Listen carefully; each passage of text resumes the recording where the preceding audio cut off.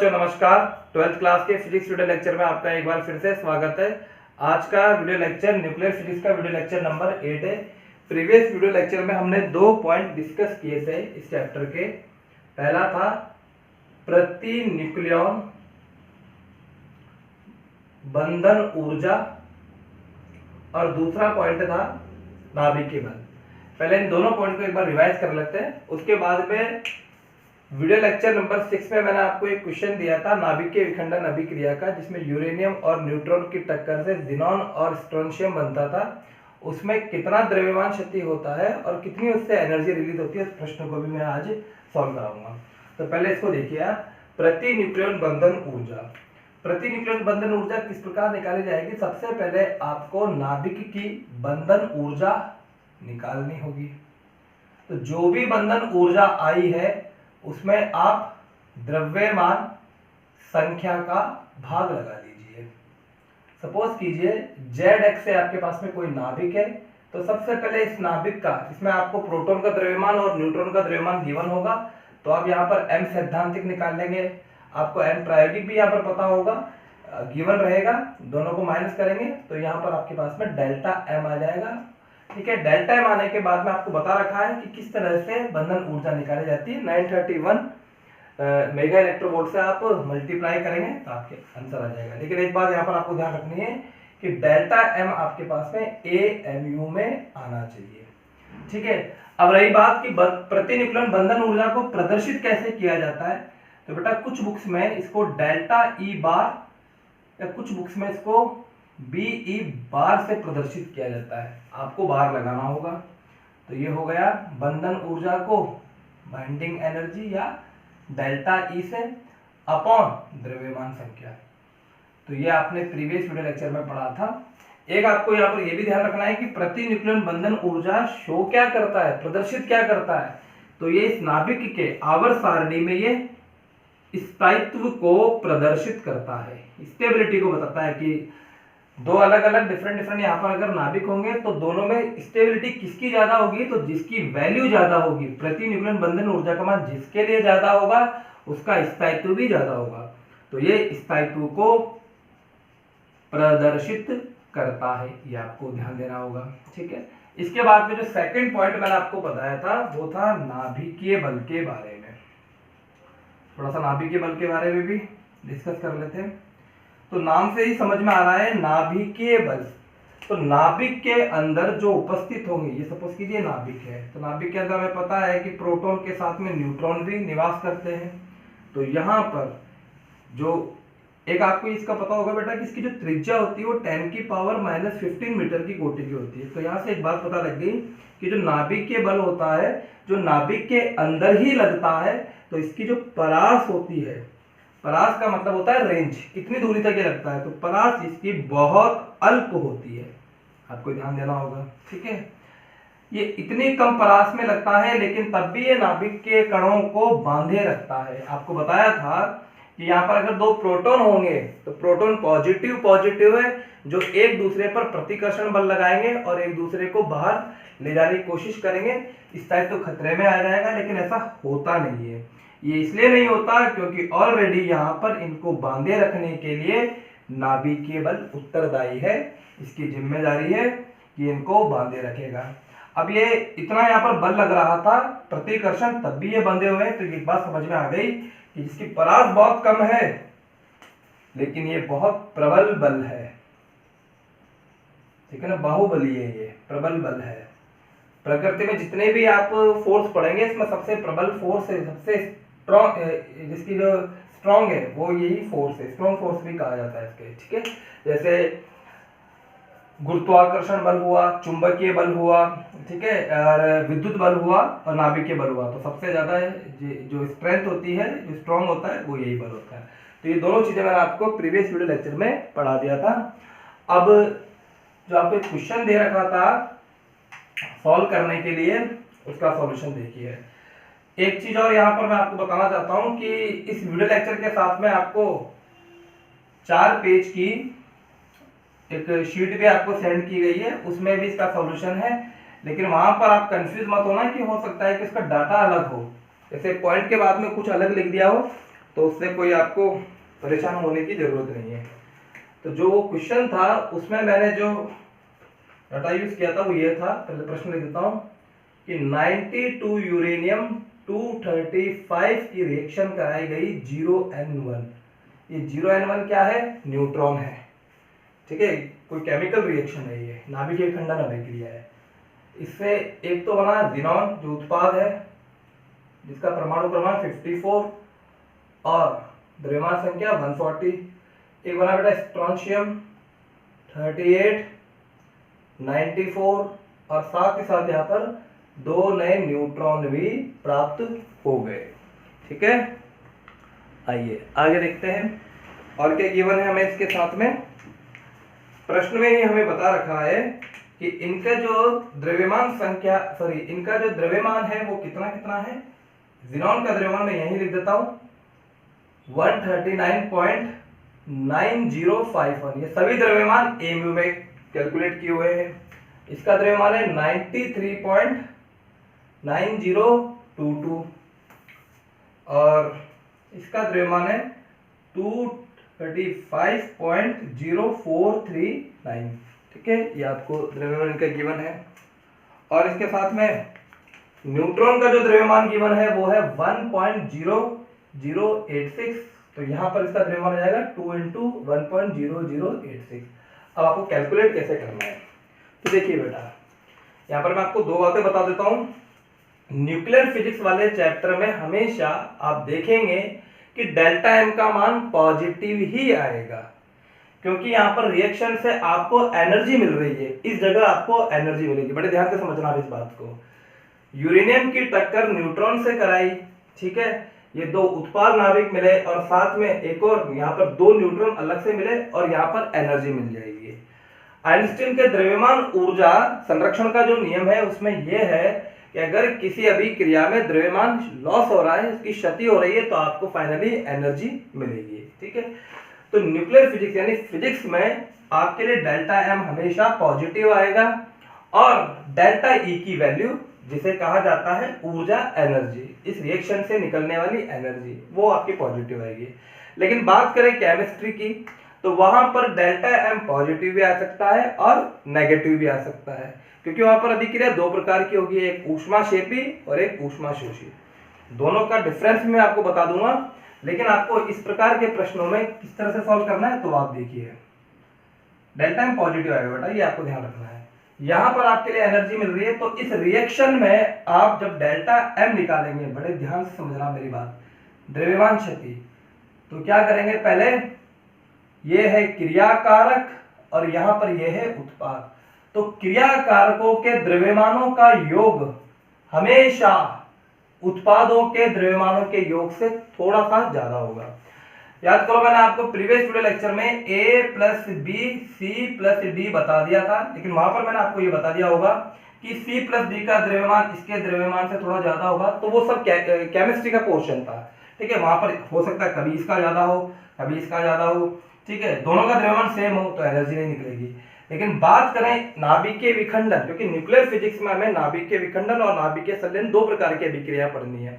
यहाँ ऊष्माक्षेपी ऊष्माशोषी का कोई कॉन्सेप्ट नहीं है, यहाँ पर आपको नाभिकीय विखंडन और नाभिकीय संलयन पढ़ना है और हमेशा एनर्जी निकलेगी, यहाँ पर आपको एनर्जी प्राप्त होगी। परमाणु बम फोड़ते हैं तो बेटा क्या होगा, वहां पर एनर्जी निकलती है, विस्फोट होता है, ठीक है। इसी तरह से रिएक्टर के अंदर जब ये रिएक्शन होती है तो एनर्जी मिलती है, जिससे बिजली हमें प्राप्त होती है, हमें कोई एनर्जी देनी नहीं पड़ती है। तो डेल्टा एम हमेशा पॉजिटिव होगा। तो आप ध्यान देना, इस तरह की रिएक्शन में डेल्टा एम जब आप निकालो तो सबसे पहले आप एम क्रियाकारकों के द्रव्यमानों का योग कर लीजिए, फिर एम उत्पादों का योग कर लीजिए, एम क्रियाकारक माइनस एम उत्पाद। तो डेल्टा एम इजिकल टू, अब मैं डायरेक्टली यहां पर लिख देता हूं, क्रियाकारकों का योग कितना हो जाएगा 235.0439 प्लस 1.0086। अब ये कैलकुलेशन है, ठीक है ना, अब इसमें कोई ज्यादा समस्या वाली बात नहीं है। इन तीनों का योग 139.9051 प्लस 93.9022 प्लस 2 × 1.0086, ठीक है। इसको आपको सॉल्व करना है। तो सॉल्व भी मैं यहाँ पर करके बता देता हूँ आपको, क्योंकि कुछ बच्चे सॉल्व भी नहीं कर पाते। तो देखिए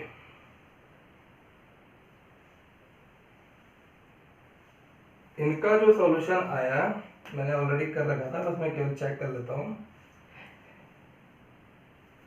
इनका फाइनली सॉल्यूशन आएगा 0 पॉइंट, अभी तो बात समझ में हो गया, बट इस दोनों को ऐड करेंगे, ठीक है, और फिर क्या आ जाएगा 236.052, ठीक है, और इन सब का योग आ जाएगा, मैंने अलग तरह से कैलकुलेट करा था यहाँ पर 2 × 1.008 था, तो मैंने एक बार मैंने फाइनली आंसर लिख देता हूँ आपके लिए, आप कैलकुलेट खुद कर लेना। फाइनली आंसर है 0.228 AMU। तो आप खुद देख लीजिएगा जिन बच्चों का ये आंसर आ गया था, हालांकि कुछ बच्चों ने मुझे व्हाट्सएप भी किया था कि सर क्या इसका आंसर ये है, तो तब तक मैंने सॉल्व नहीं किया था, इसलिए मैंने उसका जवाब नहीं दिया, तो इसका आंसर ये आया बेटा। किस तरह से आपको हल करना है, क्योंकि नाभिकीय विखंडन हो चाहे नाभिकीय संलयन, दोनों का अंतर भी बता देता हूँ। नाभिकीय विखंडन में भारी नाभिक टूटकर हल्के नाभिकों में विभक्त हो जाता है, और संलयन में हल्के नाभिक जुड़कर भारी नाभिक बनते हैं। इस रिएक्शनों में, इन रिएक्शनों में द्रव्यमान क्षति होती है, जिससे यहां पर एनर्जी मिलेगी, लास्ट में आपको फाइनल में एनर्जी मिलेगी। तो इसका सीधा सीधा मतलब हुआ कि इस रिएक्शन में कहीं ना कहीं डेल्टा एम हारी हुई है, तो यहां पर एनर्जी मिल रही है, इसका मतलब है इसका इन दोनों के द्रव्यमानों का योग इन तीनों के द्रव्यमानों के योग से कम आएगा, तभी तो वहां पर एनर्जी मिली, ठीक है, तो ये आ जाएगा। अब रही बात कि इसकी एनर्जी कैसे निकालेंगे, तो 0.228 AMU आया। देखिए बेटा 0.228 AMU आपने निकाल लिया, तो अतः इस रिएक्शन से मिलने वाली एनर्जी, अतः प्राप्त ऊर्जा डेल्टा E इक्वल टू, तरीका होता है डेल्टा M इंटू सी स्क्वायर करके निकालते हैं, लेकिन मैंने आपको डायरेक्टली बता रखा है कि आप तो जो भी AMU में आंसर आया उसको लिख लीजिए, और लास्ट में 931 मेगा इलेक्ट्रोवोल्ट से मल्टीप्लाई कर दीजिए, ये इसका आंसर आ जाएगा। इसको भी कैलकुलेट कर लेते हैं।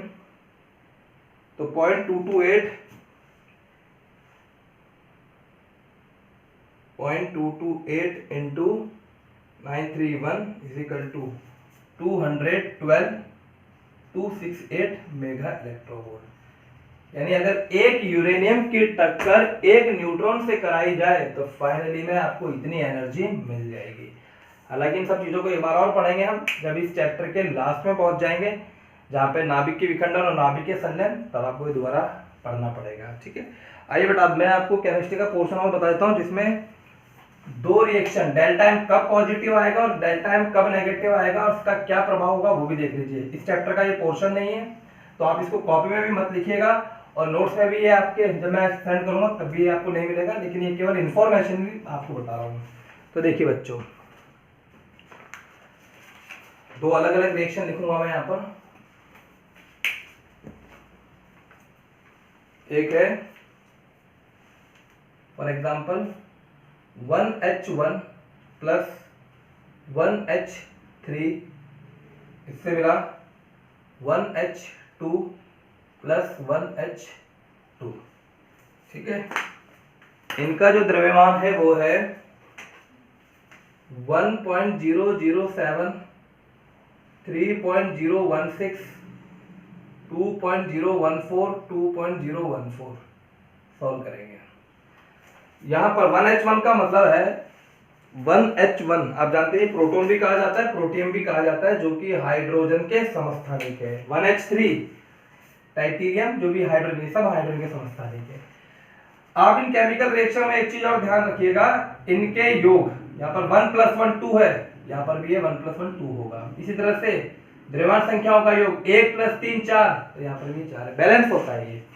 अब देखिए डेल्टा आपको निकालना है, तो बच्चों कैसे निकालेंगे, आपको क्या तरीका बता रखा है, आपको तरीका बताया हुआ है कि इन दोनों का योग और इन दोनों का योग माइनस कर लीजिए।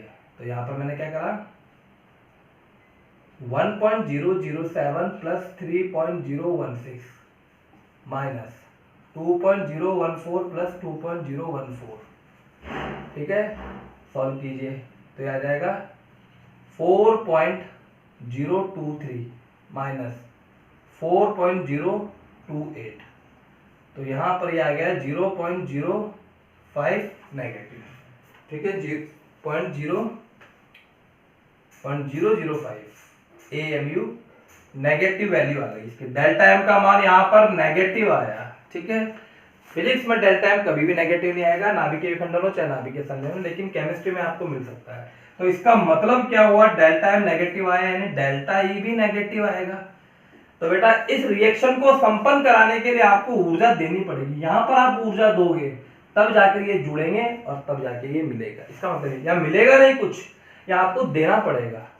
अगर इन दो मार्कर को सपोज कीजिए, इन दो मार्कर को मुझे रिएक्शन करानी है, इनको जलाना है, तो मुझे आग लगानी पड़ेगी। ऐसा नहीं है कि मैंने यहाँ रख दिया, ठीक है, ऐसा नहीं होगा। तो बेटा क्या होगा, इनको जलाना पड़ेगा, बाहर से एनर्जी देनी पड़ेगी, तब जाके अभिक्रिया संपन्न होगी। तो डेल्टा एम का मतलब नेगेटिव का मतलब यह है कि आपको एनर्जी देनी पड़ेगी इस रिएक्शन को कंप्लीट करने के लिए। अतः यह अभिक्रिया इस प्रकार की जो अभिक्रिया होती है जिसमें नेगेटिव आता है, अतः यह अभिक्रिया ऊष्माशोषी है, ठीक है। अतः यह अभिक्रिया ऊष्माशोषी है। ये बस केवल आपको समझाने के लिए बताया गया है। इसी प्रकार एक और रिएक्शन देख लीजिए। For example 6C12 plus 6C12, यहाँ पर एक मिला आपको 10 नियॉन 20 प्लस 2He4, ठीक। अब इनका जो द्रव्यमान दे रखा है वो कितना कितना दिया हुआ है, तो इसका 12 AMU, कार्बन का 12 ही होता है, 12 AMU, इसका दे रखा है 19.99, इसका दे रखा है 3.99 AMU। तो यहाँ पर आपको डेल्टा एम निकालना होगा। तो डेल्टा एम अगेन इन दोनों का द्रव्यमान, तो 12 प्लस 12 24, इन दोनों के द्रव्यमानों का योग 19.99 प्लस 3.99, तो आपने कैलकुलेट किया तो यहाँ पर 0.02 AMU पॉजिटिव का आ गया। तो यानी कि अगर दो कार्बन को आप इनकी रिएक्शन कराएंगे तो नियोन और यहाँ पर He मिला, हीलियम मिला, तो यहाँ पर एनर्जी आपको मिल गई, यहाँ पर आपको एनर्जी मिली, आपने कुछ नहीं करा, एनर्जी आपको मिली। तो डेल्टा यहाँ पर भी पॉजिटिव आएगा। अतः यह अभिक्रिया ऊष्माक्षेपी है, ठीक है बच्चों। ये केमिस्ट्री का क्वेश्चन मैंने आपको बताया है, इसलिए इसको थोड़ा ज़्यादा आपको कुछ बस केवल एक बार समझना था। बाकी हमारे जो फिजिक्स में है उसमें डेल्टा हमेशा पॉजिटिव आता है, डेल्टा ई पॉजिटिव आता है। तो यहाँ पर क्रियाकारक का द्रव्यमान ज़्यादा होता है, तभी यहाँ पर डेल्टा ई हमको बाद में मिलता है। तो ये आपका कंप्लीट हुआ। इसका आंसर था 0.228, आप देख लीजिएगा, इसको नोट भी कर लीजिएगा। आपको जो नोट सेंड किए गए हैं आज, उसमें भी एक क्वेश्चन मिलेगा, हो सकता है उसका आंसर कुछ अलग हो, तो उससे आपको कंफ्यूज नहीं होना, क्योंकि वहां पर पॉइंट के बाद में कुछ अलग वैल्यू होगी, ठीक है। अब आगे बढ़ते हैं बेटा। तो लास्ट में मैंने आपको पढ़ाया था नाभिकीय बल, इसमें मैं आपको लिखा भी चुका हूं, ठीक है, एक बार समझा भी देता हूं। तो देखिए ये है परमाणु और इसमें ये है नाभिक। नाभिक के अंदर प्रोटॉन है, कई सारे प्रोटॉन होंगे, 1H1 के अतिरिक्त सब में 2 से ज्यादा प्रोटॉन होते हैं। और यहाँ पर न्यूट्रॉन भी है, प्रोटॉन के साथ साथ न्यूट्रॉन भी है, ठीक है। ऐसे कई सारे न्यूट्रॉन्स होंगे, हमें नहीं पता कितने हैं। न्यूट्रॉन पे तो न्यूट्रॉन ये आवेश रहित है, कोई आवेश नहीं होता है। और प्रोटॉन पर आवेश पॉजिटिव होता है। इलेक्ट्रॉन इसके चारों ओर रिवॉल्विंग मोशन करता है, यहाँ पर घूर्णन गति करता रहता है, ठीक है। क्यों करता है, क्योंकि यहाँ पर पॉजिटिव, इन सबका जो योग करेंगे तो वो कितना आ जाएगा, Z × E, यहाँ पर आवेश हो जाएगा ZE, ठीक है। और यहाँ पर इलेक्ट्रॉन इससे बंधन, क्योंकि यहाँ पर आकर्षण बल लग रहा होगा, जब इलेक्ट्रॉन यहाँ आएगा आकर्षण बल लगेगा, अभी केंद्रीय बल लगेगा, ठीक है। ये सब तो हम चीजें पढ़ चुके हैं। अब समझने वाली बात देखिए, इन दोनों न्यूट्रॉनों को निकाल के मैं बाहर ले आया, ठीक है। इन दोनों को समझाता हूँ आपको। इन दोनों न्यूट्रॉन्स को निकाल के मैं बाहर लेकर आ गया, और इसकी जो त्रिज्या थी वो थी 10⁻⁻15 मीटर। तो इसकी त्रिज्या तो ये, इनकी दूरी तो और कम हो जाएगी, ये अंदर है, ठीक है बेटा। तो यहाँ पर ये भी पॉजिटिव, ये पॉजिटिव, तो इस पे प्रतिकर्षण बल लगाएगा। कूलाम के नियम के अनुसार F इजिकल टू होता है KQ1, F is equal to KQ1 Q2 upon R square. R distance बहुत कम है तो ये बल बहुत ज्यादा होगा। बिल्कुल यहाँ पर ये प्रतिकर्षण बल लग रहा होगा तो इसका स्थायित्व तो खत्म हो जाना चाहिए था, ये एक दूसरे को हटा देंगे। अभी तो ये दोनों लगा रहे हैं, फिर ये लगाएगा, फिर ये लगाएगा, ऐसे यहाँ पर प्रतिकर्षण बल लगेगा, ये नाभिक फूट जाना चाहिए, लेकिन ऐसा होता नहीं है। क्यों नहीं होता? क्योंकि नाभिकीय बल लगता है। नाभिकीय बल इन सबको कैंसिल कर देता है, यानी कि नाभिकीय बल बाहुबली है। यहाँ पर सबसे बड़ा बल ये नाभिकीय बल है। इसमें 2 पॉइंट और लिखेंगे, ठीक है ना, आपको समझ में आ गया होगा। देखिए बेटा, अब जो स्टार पॉइंट डाल के लिखेंगे, नाभिक की संरचना,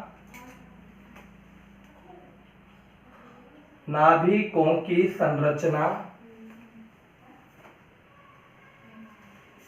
नाभिकों की संरचना के अनुसार, नाभिकों की संरचना के अनुसार हाइड्रोजन के अतिरिक्त, नाभिकों की संरचना के अनुसार हाइड्रोजन के अतिरिक्त सभी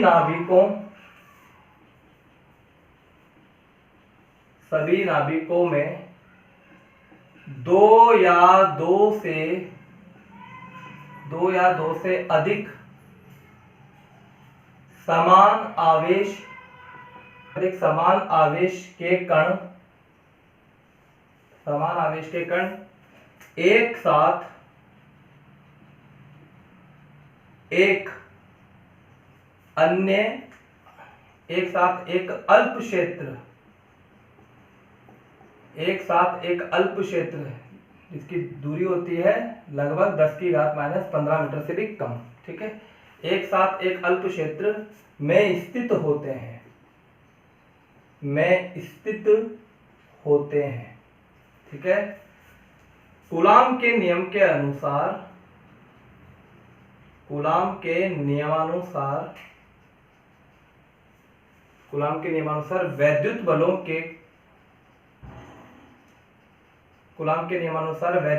के कारण इन कणों को अत्यधिक तीव्र बल से प्रतिकर्षित होना चाहिए, ठीक है, ऐसा तो होना चाहिए। देखिए क्या लिखा मैंने, नाभिकों की संरचना के अनुसार हाइड्रोजन के अतिरिक्त, हाइड्रोजन में केवल एक प्रोटॉन होता है, बाकी सब में 2 या 2 से अधिक प्रोटॉन होते हैं। समान आवेश के कण यानी प्रोटॉन एक साथ एक अल्प क्षेत्र में स्थित होते हैं। तो कूलाम के नियमानुसार वैद्युत बलों के कारण पॉजिटिव के कण इन कणों को अत्यधिक तीव्र बल से प्रतिकर्षित होना चाहिए, लेकिन ये क्यों नहीं होते तो उसका रीजन अब यहां देखिए आप। अतः नाभिकों के स्थायित्व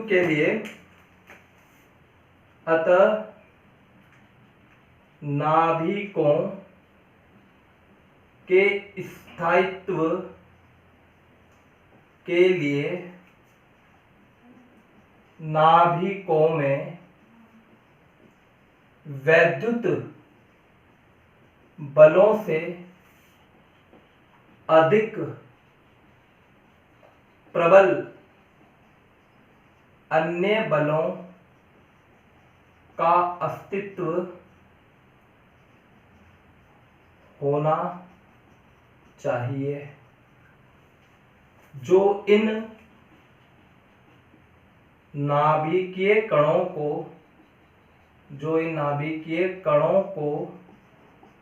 बांधे रखता है नाभिक से बाहर, ठीक है ना, नाभिकीय कणों को बांधे रखता है, जिसे नाभिकीय बल कहा जाता है। इसमें 2 बातें आपको ध्यान रखनी है। नाभिकीय बल की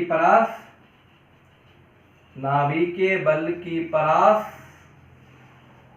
अत्यंत अल्प होती है, वह यह प्रबल बल होता है। कि प्रबल बल किसमें, प्रकृति में जितने भी पाए जाते हैं ना, प्रकृति में पाए जाने वाले, ठीक है ना, ये प्रबल बल होता है। तो इसको आप लिख लीजिएगा बेटा। नेक्स्ट वीडियो लेक्चर में इसके बाद से स्टार्ट करेंगे। इस वीडियो लेक्चर को आप अच्छे से पढ़ना, कल की छुट्टी भी है, आप इसको आराम से पूरा नोट से प्रिपेयर कर लीजिएगा और इसको समझ के आपको पढ़ना है। तो आज के वीडियो लेक्चर में इतना ही। Thank you.